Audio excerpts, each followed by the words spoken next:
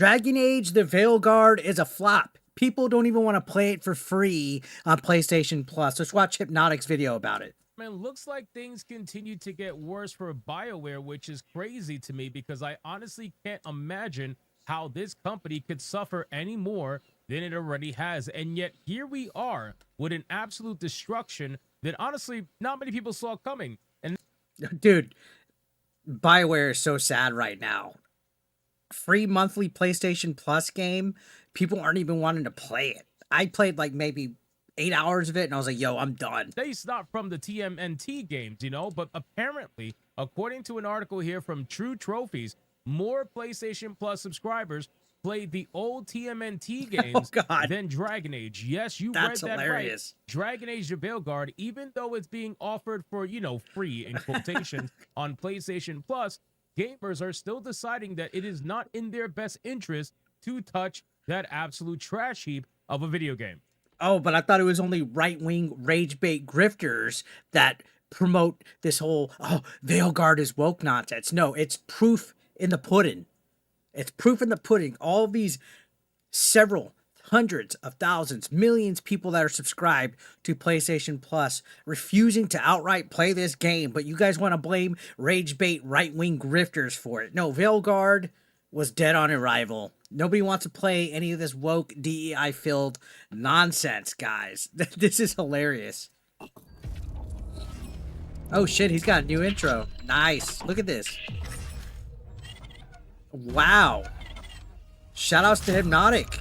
Awesome intro. So let's get into this article, guys, from True Trophies. But of course, before we do, if you are new here, just consider hitting that subscribe button. I would greatly appreciate it, and like the video to push us out into that YouTube algorithm. Now, subscribe to Hypnotic, by the way. I'm going to leave a link to this video in the description so you guys can go leave some love. Say 8-Bit Eric sent you his way. Not that he needs it, but, just, a little video credit for the reaction. Again, guys, this is BioWare, right? This is the studio that gave us some of the most beloved RPGs of all time. And they are getting destroyed by Teenage Mutant Ninja Turtles.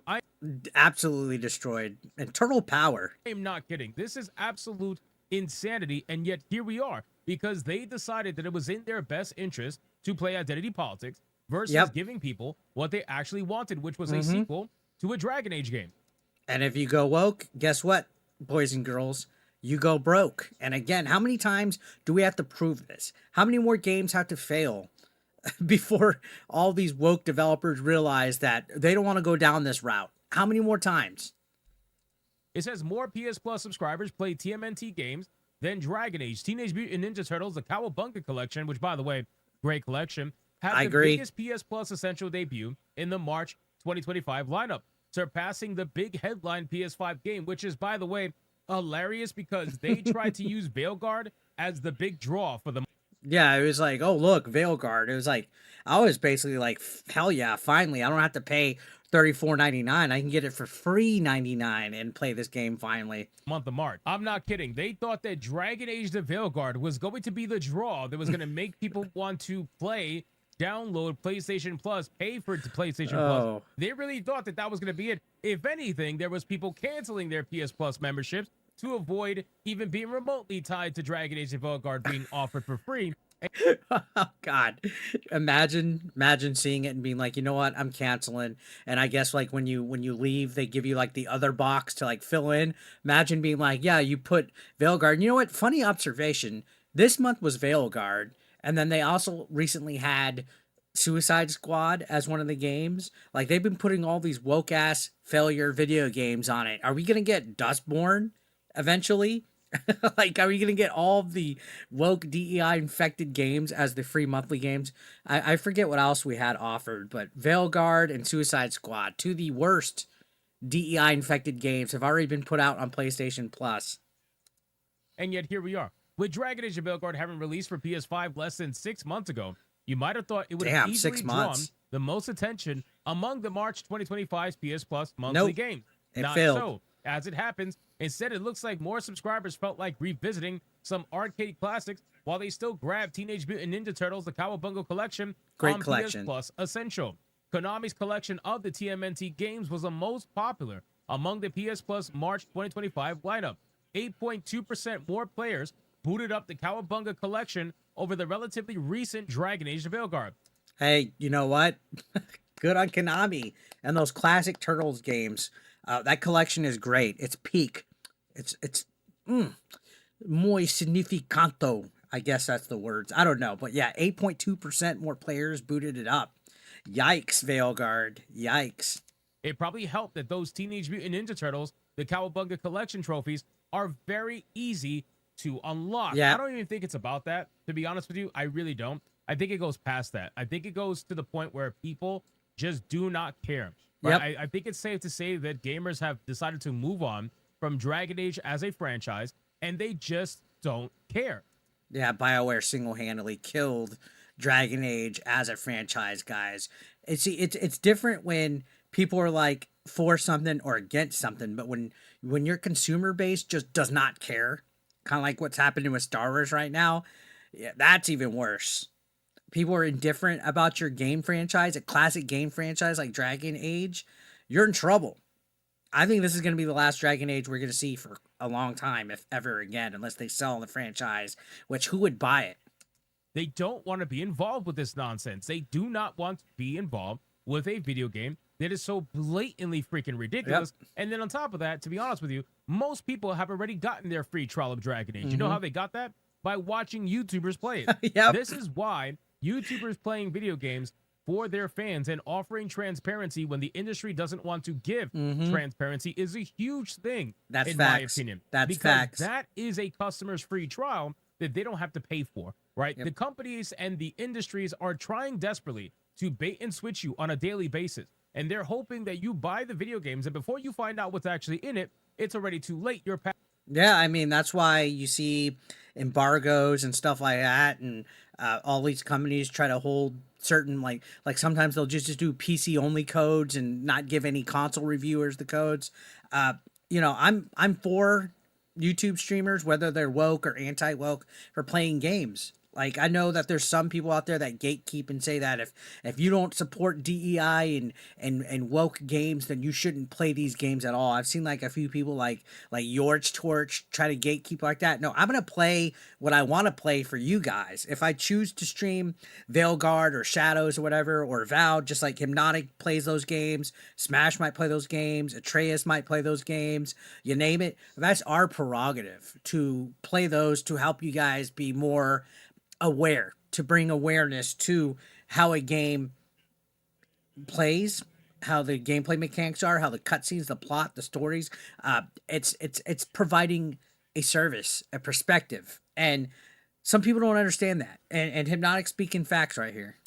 Past the refund window, and you can't get your money back.